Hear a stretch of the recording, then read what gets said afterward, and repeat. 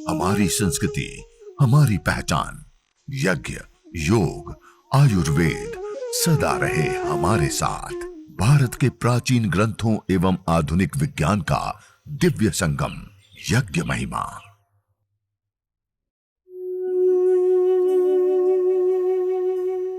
भारतीय संस्कृति में यज्ञ, योग एवं आयुर्वेद जैसी अमूल्य विद्याएं हैं, जिसका मूल है वेद।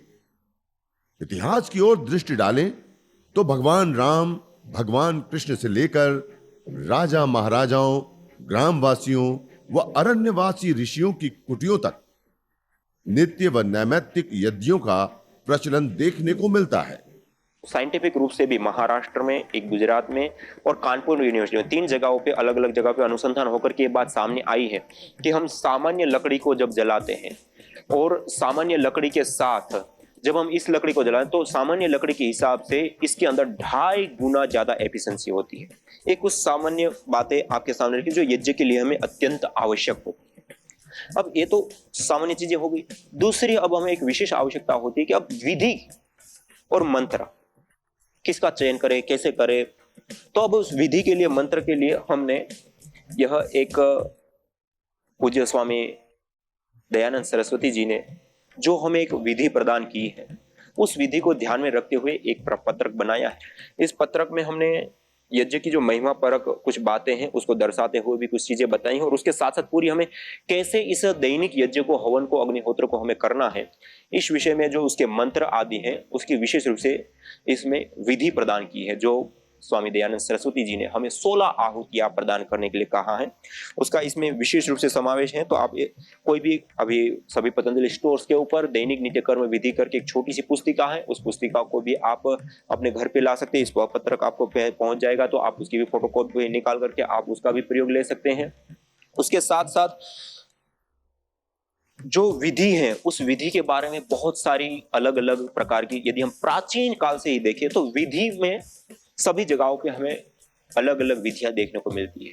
विशेष रूप से यज्ञ के संबंध में गोपथ ब्राह्मण, जैसे मैंने आते ही पहले कहा, यज्ञ वही श्रेष्ठ तमम कर्म, वो यही का सूत्र लेकर के आपके सामने मैंने रखा। गोपथ ब्राह्मण, सतपथ ब्राह्मण, ये सारे गोभिलीय गृह सूत्र, ये सारी जो पुस्तकें हैं उसके अंदर भी, जैसे ये गोपथ ब्राह्मण है, उसमें भी विशेष रूप से 15वीं कंडिका में पूरा यज्ञ का, अग्निहोत्र का, दैनिक अग्निहोत्र का विवरण हमें प्राप्त होता है। और उसके अंदर हमें प्रतिदिन दैनिक रूप से प्रजापति और सूर्य, प्रजापति और अग्नि, सुबह और सायंकाल, इस प्रकार से 2-2 आहुतियां प्रदान करके हमें अवश्यम भावी अनिवार्य रूप से यज्ञ करना चाहिए। और यदि कभी छूट जाता है तो उसके लिए प्रायश्चित आदि के भी विधि और विधान किए गए हैं। और इसी प्रकार से यह गोभिलीय गृह सूत्र, गोभिलीय गृह सूत्र में भी विशेष करके 4 आहुतियां, प्रातःकाल 2 और 2 सायंकाल हमें आहुतियां प्रदान करनी होती हैं।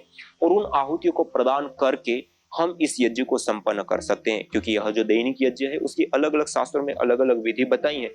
लेकिन सामान्य रूप से ज्यादातर शास्त्रों में प्रातःकाल और सायंकाल प्रजापति और सूर्य देवता को, और सायंकाल अग्नि और प्रजापति को विशेष आहुतियां प्रदान करके यह यज्ञ, हवन, अग्निहोत्र संपन्न करने के लिए विशेष रूप से बताया गया।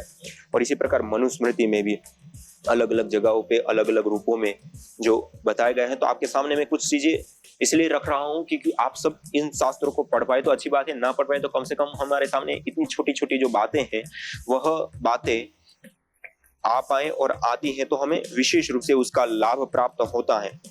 तो यहाँ पर भी विशेष रूप से मनुस्मृति में पंच महायज्ञ विषयक जो पूरा प्रकरण दिया है 3य अध्याय में, वहां पर भी पंच सुना आदि करके अलग अलग मंत्रों के माध्यम से, श्लोकों के माध्यम से, और देवता, अतिथि, भृत्य आदि जो पंच महायज्ञ मानी, जो देव यज्ञ, ब्रह्म यज्ञ, अतिथि यज्ञ आदि पंच महायज्ञों का वर्णन किया है। अन्य ग्रंथों में भी स्वामी दयानंद सरस्वती जी ने भी पंच महायज्ञ विधि से लेकर के जो अलग अलग विधि प्रदान की है, वहां पर भी हमें इस विधि को लेकर के कई सारी अलग अलग पद्धतियां देखने को मिलती है। ये स्वामी दयानंद सरस्वती जी द्वारा प्रदत्त यह 4 ग्रंथ जो अमूल्य है हम सब लोगों के लिए, एक तो है पंच महायज्ञ विधि।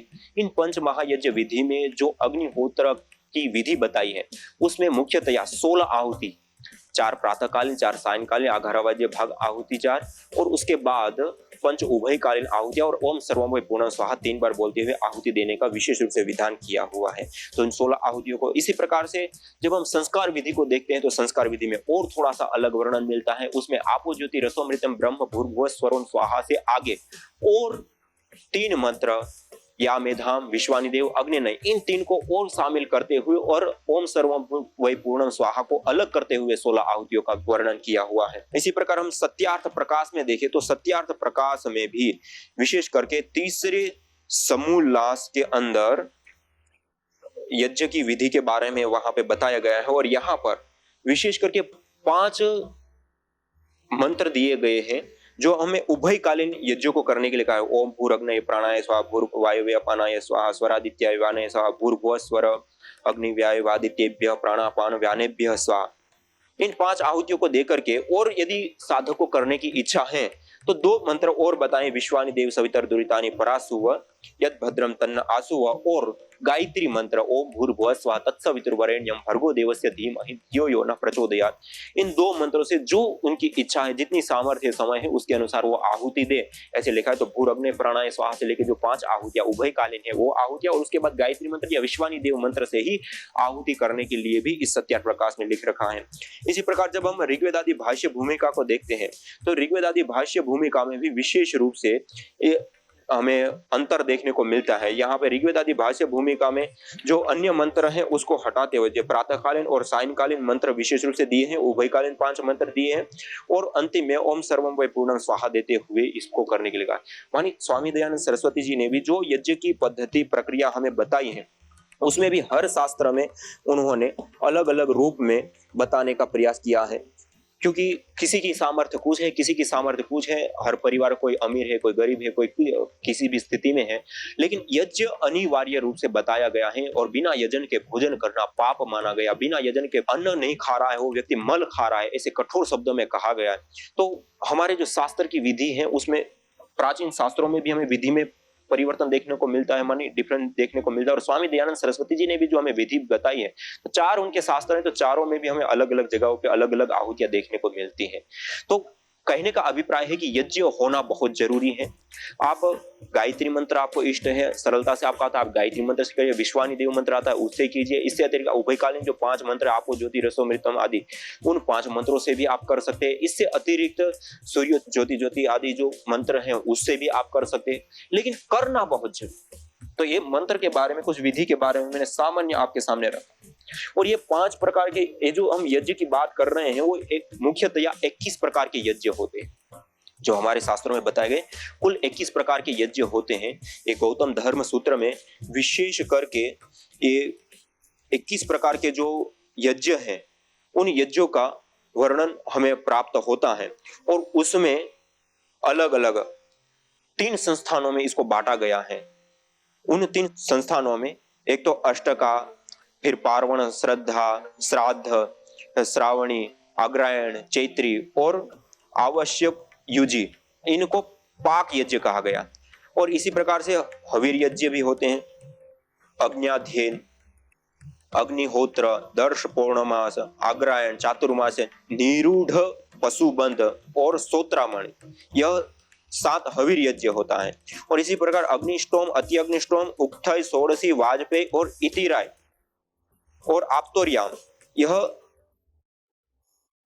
विशेष रूप से और 7 मानी 7 तेरी 21 प्रकार के यज्ञ मुख्यतया बताए गए। अब यज्ञ को, हवन को प्रारंभ करते हैं, अग्निहोत्र को करते हैं।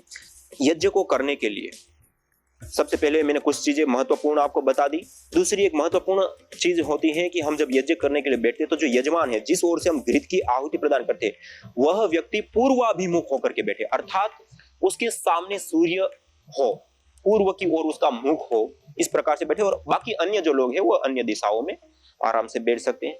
दूसरा, जो हम कलश रखेंगे और दीप प्रज्वलन करने के बाद जब रखते हैं तो उसको हम ईशान कोण के ऊपर, इस कोण को ईशान कोण बोलते हैं। मैं अभी आपके सामने पूर्वाभिमुख होकर के बैठा हूं, और ये ईशान कोण की ओर हम कलश को और दीपक जब हम प्रज्वलित कर लेंगे, अग्न्याधान कर लेंगे, उसके बाद उसको ईशान कोण की ओर रखते हैं। और जब हम आहुतियां प्रदान करते हैं उससे पहले आघारा वाद्य भाग आहुति, 4 आहुतियां हम प्रदान करते हैं।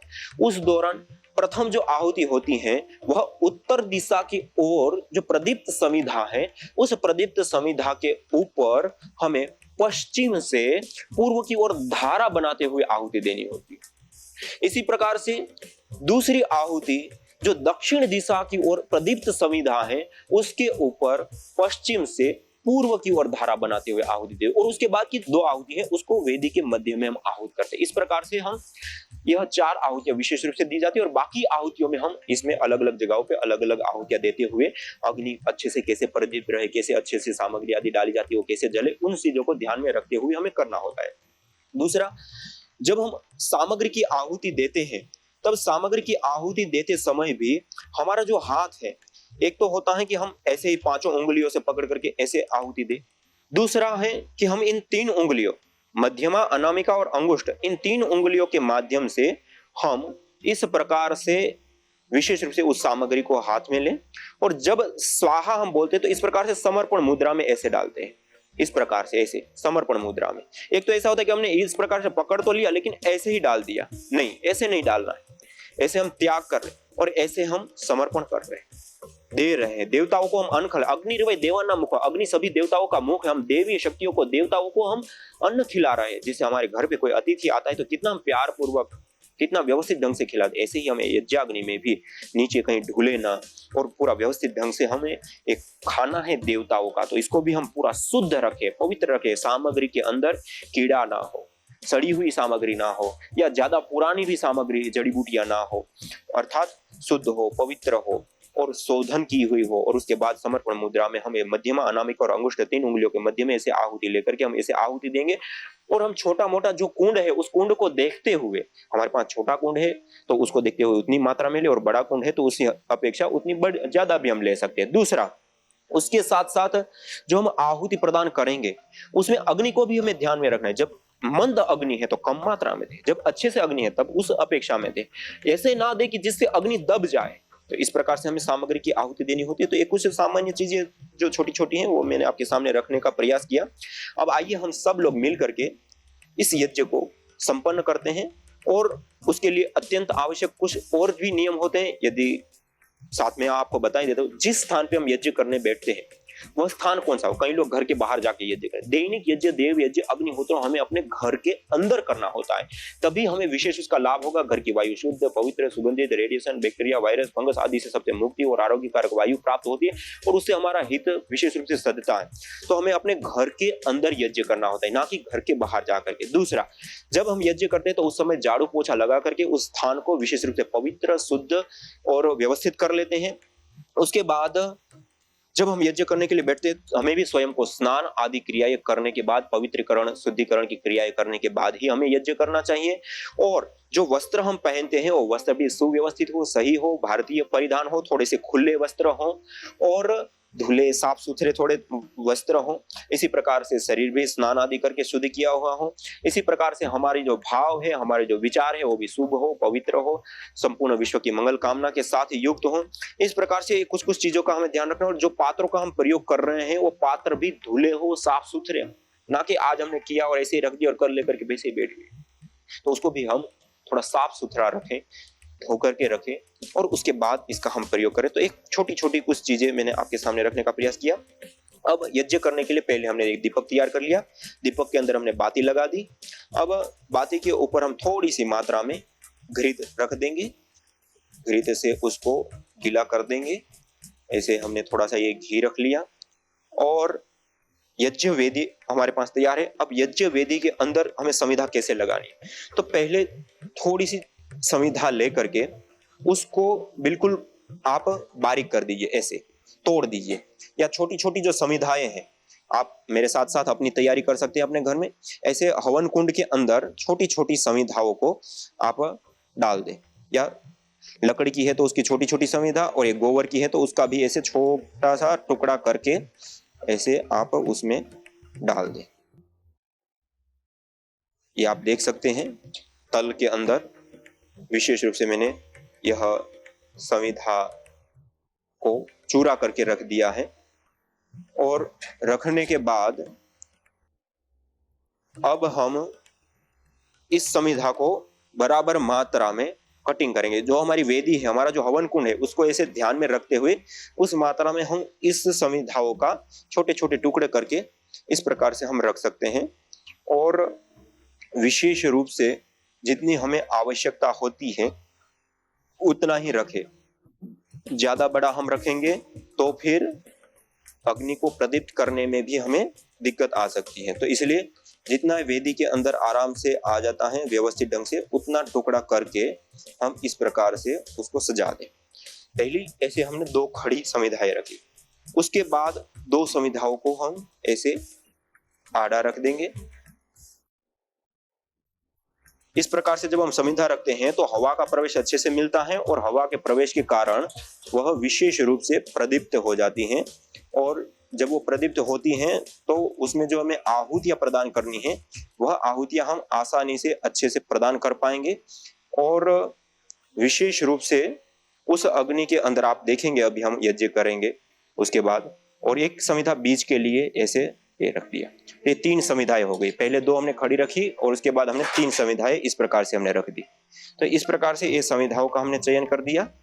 और उसके बाद 3 समिधा हमें और छोटी छोटी इस प्रकार की हमें चाहिए, जिसको हम समिधा दान करें, जो 8 अंगुल की होनी चाहिए। 4 और 4 8 अंगुल, ऐसे 8 अंगुल नापी जाती है। ऐसे 8 अंगुल की हम 3 समिधाओं को ले लेंगे, ऐसे इस एक ही नाप की।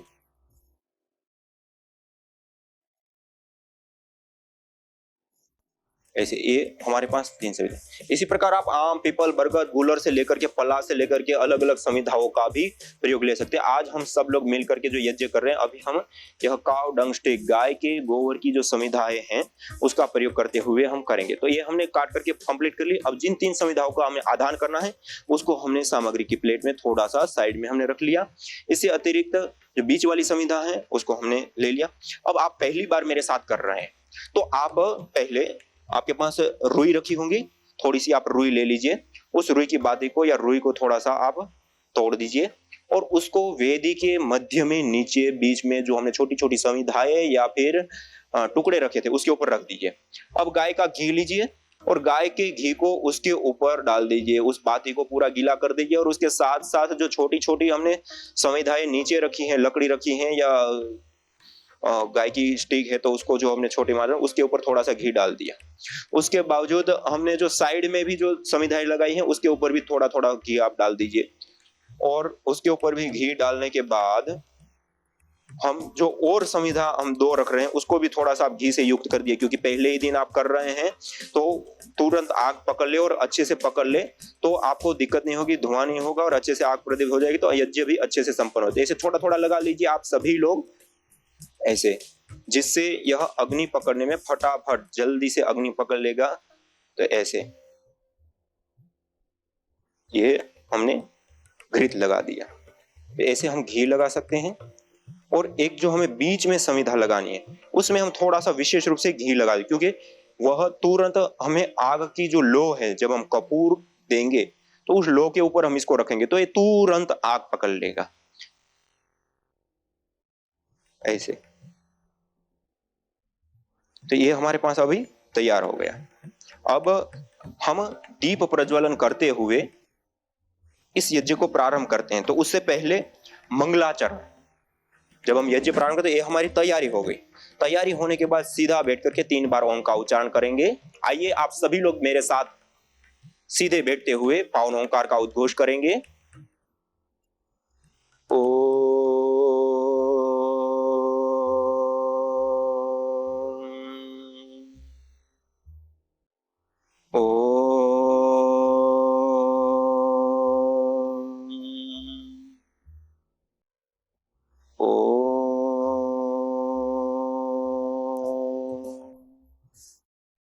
ऐसे मंगलाचरण के लिए 3 बार ओंकार का उद्घोष। उसके बाद हम दीप प्रज्वलन करते हैं। दीप प्रज्वलन के बाद अग्न्याधान, समिधाधान, पंचघृत आहुति और फिर आहुति आगे की अघरावाज्य भागाहुति आदि शुरू हो जाते हैं। ये दैनिक यज्ञ का जो मुख्य प्रोटोकॉल है। यदि हमारे पास समय है तो हम विशेष रूप से ईश्वर स्तुति, प्रार्थना, उपासना के 8 मंत्रों का भी विशेष रूप से उच्चारण कर सकते हैं। तो आइए हम सब लोग सीधे बैठते हुए, सभी लोग मेरे साथ हाथ जोड़ते हुए अपने अपने घर में बैठते हुए हम सभी लोग परमपिता परमात्मा का निज नाम पावन ओंकार का उद्घोष पूर्वक हर मंत्र का उच्चारण करते हुए ईश्वर स्तुति प्रार्थना उपासना के 8 मंत्रों का अर्थ भावना पूर्वक हम उच्चारण करेंगे। आप सभी लोग मेरे साथ प्रयास करेंगे और आज ईश्वर स्तुति प्रार्थना पूर्वक हम इस अग्निहोत्र का हम प्रारंभ करेंगे हाथ जोड़ते हुए।